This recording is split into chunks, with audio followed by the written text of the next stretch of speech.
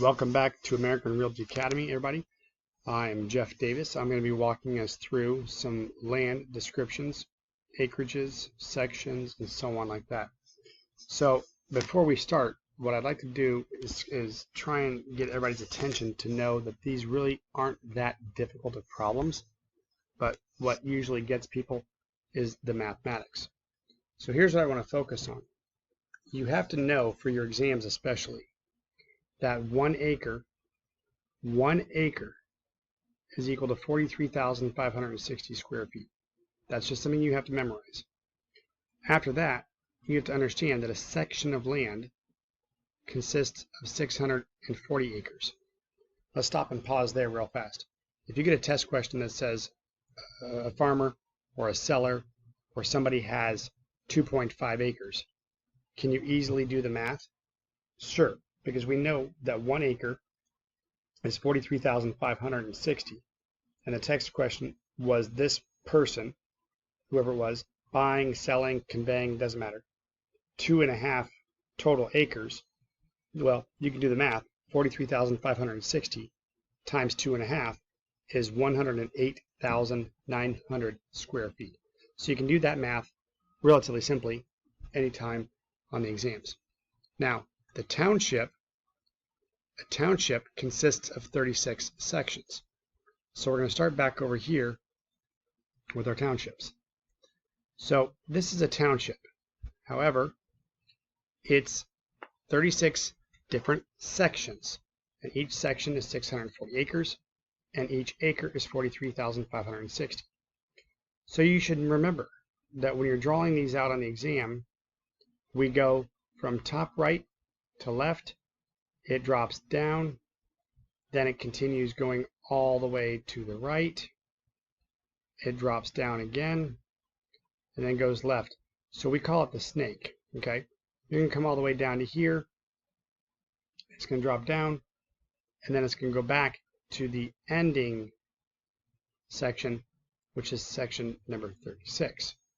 So when you start looking at sections of land, and you're trying to determine how many acres this person's buying or selling for the exam, it's simple. Here's what I want you to do. I want you to look over here at this image. Let's say this is section 12, 7, 13. It doesn't matter. We know this is 640 acres. So if the state's going to ask us a really tricky question, which we'll get into next, I want you to draw out a square and make sure that you know that the full square is 640 acres. Okay?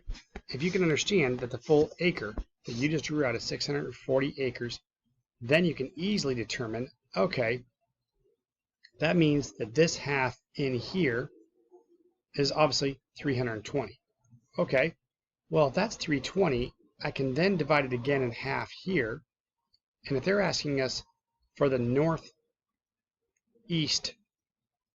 section of this land, the northeast quarter, we could do that by saying, okay, we've quartered this. We now know this is the parcel they're talking about. But if you did this earlier, you know that this half over here was 320. This half was 320, which means this up here is 160. It's that simple. Take it a step further. If we know that this whole yellow section over here was 160, and they're asking us to find this eensy-beensy green parcel of land, can we do it?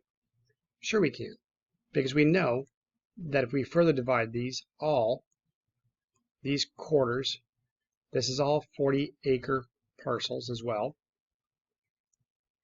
Then we get back to the green, and we say, oh, okay, that's what they want? Fantastic. That's 20 acres, and that's how you do it. Now, don't forget, on your exams, when they're going to ask you to find the acreage and they give you 2 different parcels of land, remember the word and. And simply enough means we're going to add those parcels of land together. Whenever you see the words of on your exam, that means we're trying to find the land within a singular parcel, and that's where you use the shortcut of math. So the northeast 1/4 of the north half, you would take the 4 times the 2, which is 8, divide that by 640. That's the shortcut in math. So I hope this has helped explain some of the things on land descriptions. As always, any questions, comments, concerns, email us or call us. We're happy to help.